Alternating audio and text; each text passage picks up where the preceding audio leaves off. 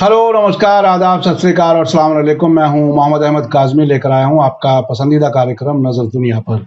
फिलिस्तीनी resistance groups के जरिए इजरायली कब्जे वाले वेस्ट बैंक में बढ़ते जवाबी हमलों से इजराइल में लगातार खौफ का माहौल है। इजरायली मीडिया का कहना है कि अगर वेस्ट बैंक में ईरान मौजूद है तो नेतन्याहू सरकार को उसके खिलाफ सख्त कदम उठाना चाहिए।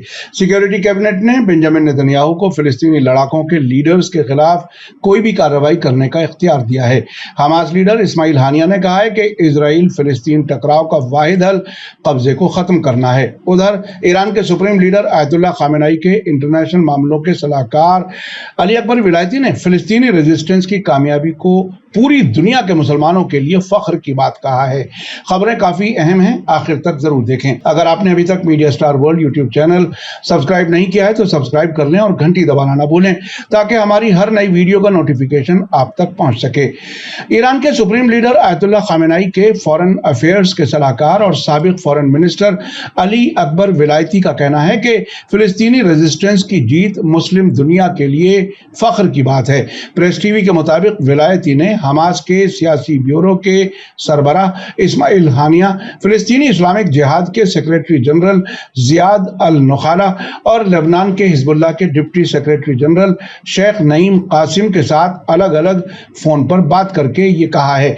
हाल ही में फिलिस्तीनी रेजिस्टेंस ग्रुप्स की तरफ से वेस्ट बैंक में इजराइल के खिलाफ जवाबी हमलों में इजाफा हुआ है।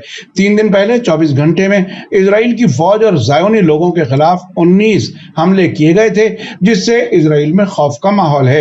विलायती ने रेजिस्टेंस ग्रुप्स की जीत को मुस्लिम दुनिया के लिए फख्र की बात और फिलिस्तीनी ग्रुप्स और लेबनान के हिजबुल्लाह के बीच इत्तेहाद का नतीजा बताया है। उन्होंने इस्माइल हानिया से कहा कि हम आपकी हालिया जीतों से बहुत खुश हैं और उम्मीद करते हैं कि ये जीतें जारी रहेंगी।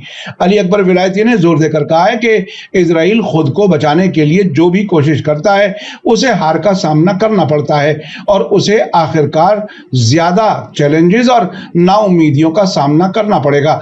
उन्होंने हानिया से कहा कि बेशक जीत आपकी है। प्रेस टीवी के मुताबिक हमास और इस्लामिक जिहाद ने गाजा पट्टी पर इजराइल के पिछले साल अगस्त में किए गए हमलों का कामयाबी के साथ मुकाबला किया था। उन्होंने कब्जे वाले इलाके की तरफ 1100 से ज्यादा रॉकेट दागे, जिससे इजरायली फौज को पीछे हटना पड़ा। इस्लामिक जिहाद के लीडर जियाद अल नुखाला से बात करते हुए विलायती ने कब्जे वाले वेस्ट बैंक में उनके लड़ाकों की कई कामयाब कार्रवाइयों पर मुबारकबाद दी। उन्होंने कहा कि फिलिस्तीनी ग्रुप्स और हिजबुल्लाह के बीच इत्तेहाद के नतीजे में आखिरी जीत होगी। हिजबुल्लाह के deputy secretary general Sheikh Naim Qassem से आयतुल्ला खामेनेई के सलाहकार ने हिजबुल्लाह की हालिया जीत के साथ साथ लेबनान के खिलाफ 2006 की इजराइल के साथ 33 दिन की जंग के दौरान इजरायली फौज पर हिजबुल्लाह की जीत की हालिया सालगिरह पर भी मुबारकबाद दी। विलायती ने हिजबुल्लाह को लेबनान और मुस्लिम दुनिया में जद्दोजहद का झंडा बरदार बताया। उनके जवाब में इलाके के रेजिस्टेंस ग्रुप्स को मदद देने के लिए इन सभी रहनुमाओं ने ईरान का शुक्रिया अदा किया। हमास लीडर इस्माइल हानिया ने कहा कि ये जीत दोस्त मुल्कों और कौमों, खासतौर से ईरान के साथ इत्तेहाद और तालमेल के दम पर हासिल की गई हैं। इंशाअल्लाह हम ज़ायोनी हुकूमत को हरा देंगे और वेस्ट बैंक में रेजिस्टेंस ने जो किया है वो जारी रहेगा। इस्लामिक जिहाद के लीडर जियाद अल नुखाला ने जोर देकर कहा कि रेजिस्टेंस तरक्की कर रहा है और हर दिन जीत हासिल कर रहा है और हर दिन पहले से भी ज्यादा मजबूती से अपने सीधे रास्ते पर आगे बढ़ रहा है।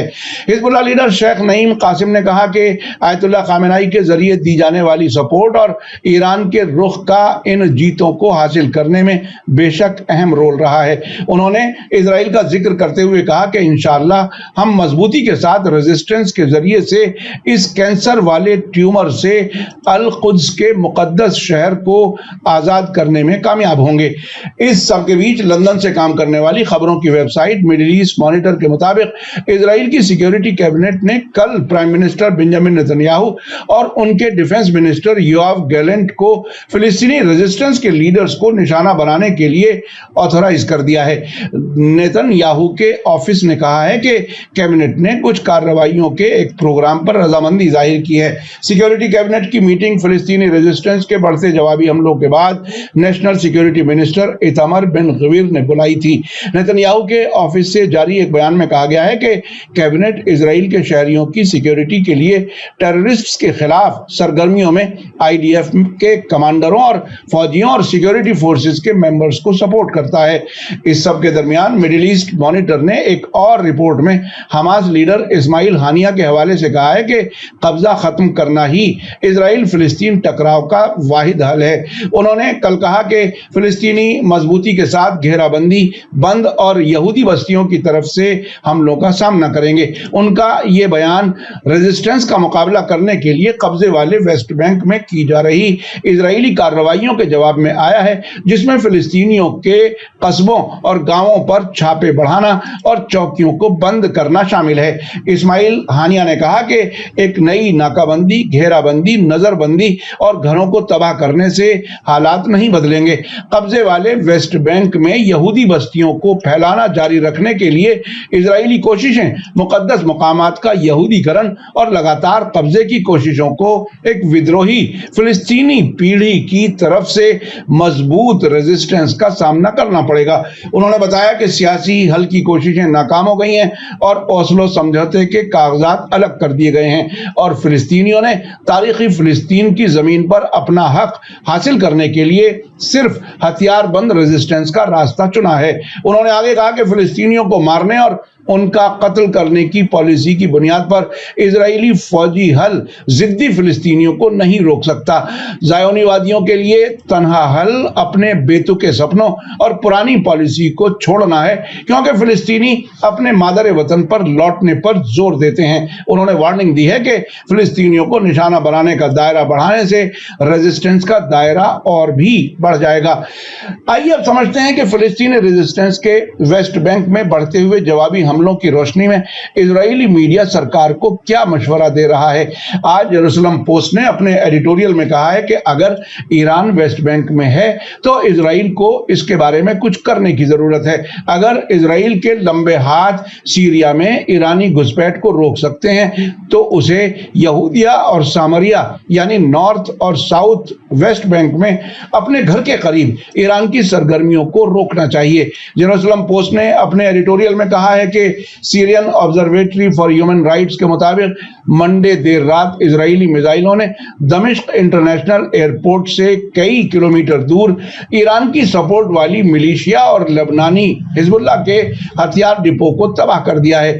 इजराइल ने हमेशा की तरह इस पर कोई बयान नहीं दिया है। यह साफ है कि पिछले 10 वर्षों में आईडीएफ सीरिया को इजराइल के खिलाफ एक समंदरी किनारे में बदलने की ईरानी कोशिशों को रोकने के लिए जबरदस्त मजबूती के साथ काम कर रहा है और इसमें बड़ी कामयाबी भी मिली है। हालांकि यहूदिया और सामरिया यानी वेस्ट बैंक में फिलिस्तीनी टेररिज्म की हालिया लहर से पता चलता है कि ईरान को वेस्ट बैंक से बाहर रखने में इजराइल को उतनी कामयाबी नहीं मिल रही है। जेरूसलम पोस्ट ने आगे लिखा है कि मंडे को फिलिस्तीनी टेररिस्ट्स के जरिए हेब्रोन के पास बतशेवा निगरी के कत्ल के बाद प्राइम मिनिस्टर बेंजामिन नेतन्याहू और डिफेंस मिनिस्टर योआव गैलेंट हमले की जगह पर गए और ईरान पर उंगली उठाई। अखबार का कहना है कि ईरान यकीनी तौर से वेस्ट बैंक में फिलिस्तीनी हमलों के लिए माली मदद कर रहा है। कुछ लोग ये कह सकते हैं कि नेतन्याहू और गैलेंट ईरान को इल्जाम लगा रहे हैं क्योंकि वे टेररिज्म के लिए एक आसान कुर्बानी का बकरा ढूंढ रहे हैं जिसे दबाने में ये सरकार नाकाम साबित हो रही है। लेकिन इसके लिए किसी को नेतन्याहू और गैलेंट की बात मानने की जरूरत नहीं है। फिलिस्तीनी और ईरानियों की बात खुद सुने। अखबार ने आगे लिखा है कि मीर अमित इंटेलिजेंस और टेररिज्म इंफॉर्मेशन सेंटर रेगुलर तरीके से फिलिस्तीनी इलाके में ईरानी दखल अंदाजी की निगरानी करता है। पिछले 2 महीने में उन्होंने जो कुछ बताया है उसका एक छोटा सा नमूना यहाँ पेश किया जा रहा है। 25 जुलाई को ईरान की सेमी ऑफिशियल न्यूज एजेंसी मेहर ने हमास के सीनियर लीडर मूसा अबू मरजूक के हवाले से फिलिस्तीनियों के लिए ईरान की सपोर्ट की तारीफ की और कहा कि ईरान हकीकत में اپنے ادار یعنی جنرس سپورٹ کے ذریعے سے فلسطین میں ریزسٹنس کے ساتھ لڑ رہا ہے۔ جنین میں اسرائیل کے آپریشن کے بعد 10 جولائی کو ایرانی تسنیم نیوز ایجنسی کے ایک ایڈیٹوریل میں کہا گیا تھا کہ ویسٹ بینک نے اسرائیل کے لیے جو خطرہ پیدا کیا تھا وہ جنین تک ہی محدود نہیں ہے، اور ویسٹ بینک میں کامیاب طریقے سے ہتھیار دیے جانے سے اسرائیل کا رستا ہوا جہاز ڈوب جائے گا۔ 2 جولائی کو فلسطینی اسلامک جہاد کے سیکریٹری جنرل زیاد النخالہ نے ایک ایرانی سرکاری اخبار کے ساتھ انٹرویو میں کہا تھا کہ ایران نے کئی میدانوں میں فلسطینیوں کو سپورٹ کیا ہے اور سب سے اہم مدد فوجی سیکیورٹی کے میدان میں ہے۔ حال کے مہینوں میں ایران نے کئی موقعوں پر بات چیت کے لیے تہران میں حماس اور فلسطینی اسلامک جہاد کے سینئر لیڈرز کی میزبانی کی ہے، جو صاف طور سے موسم کے بارے میں نہیں تھی۔ نتنیاہو اور گیلنٹ کے مطابق حال ہی میں ہوئے حملوں میں ایرانی فنگر پرنٹس کی تعداد بڑھ رہی ہے۔